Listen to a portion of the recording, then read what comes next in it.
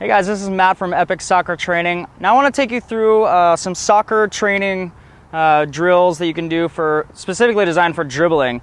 A lot of times people overlook this. It's very important to get dribbling because not only are you getting foundational skills, you're getting dribbling skills, but you want to be able to have great touch, and anything with dribbling is going to help you with your first touch as well, because you're going to be used to staying on your feet, used to the ball always being around you no matter what situation you're in. So a lot of dribbling drills can actually take the ball and kind of put it in an awkward situation for you where you can kind of correct that really quickly. And what I mean is when you make a bad touch in a dribbling drill, which will happen regardless of who you are, it teaches you how to correct that really quickly. So when you're on the field and you make a wrong touch, you can kind of fix that a lot quicker than you would.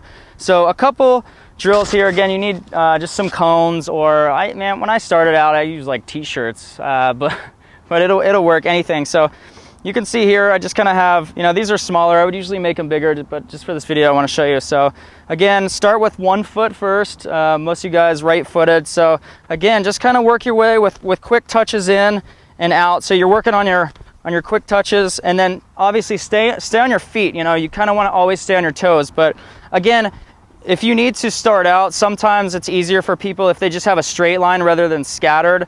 So if you need that, just kind of work your way through. Again, it'll hit the cone, and then you're going to have to kind of figure it out too. So, but again, if you want to actually stagger these two, it's going to work for a lot better cuts, because you're going to have to take sharper cuts when you go through. You're going to have to really lunge.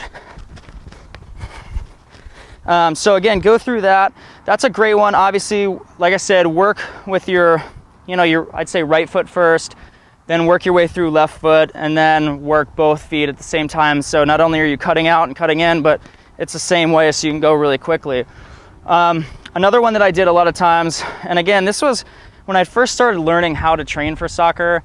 Nobody really did individual soccer skills by themselves. They would just go to practice and they thought, well, that's great. I don't know why I'm not starting, or I don't know why I'm not like an All-American player. But it really comes down to, how bad do you want it? Do you want to spend the extra time, working on individual things that can help you out and drastically set you apart from somebody else? Or do you just want to do the minimum and just go to soccer practice? Some of you might want to do that, but this is going to help regardless. So again, like this one, this kind of has different agility movements. And let me start down here so you can see. Again, what you want to do is, this is working your way up and working on your cuts a little bit. So, again, start with your right foot, then go around the cone when you get to the first one and back through. So you're going through, cut it back, and you're going to learn to kind of go pretty quick as well. And then when you get done, go back, give yourself a 10-15 second rest, because you always want to be working on your soccer conditioning as well. And then you can just start working on your left foot as well, just like we did over here.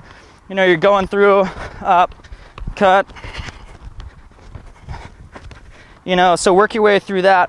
Another one is a real quick touch, and so I'll just start with these 4 cones here. Again, you can use these, but this is one I usually do it in a bigger area, maybe where it's like 10 yards apart every cone, but this is kind of a small-sided scale for you. So what you want to do is you want to start on one cone and just think small, light touches. Stay light on your feet, work around the cone, and then again on the inside, work around the cone. And again, you want to keep the ball as close to the cone as possible. When you first start out, you might start way out here, but again, when you start getting better, you'll start learning how to do that pretty quickly.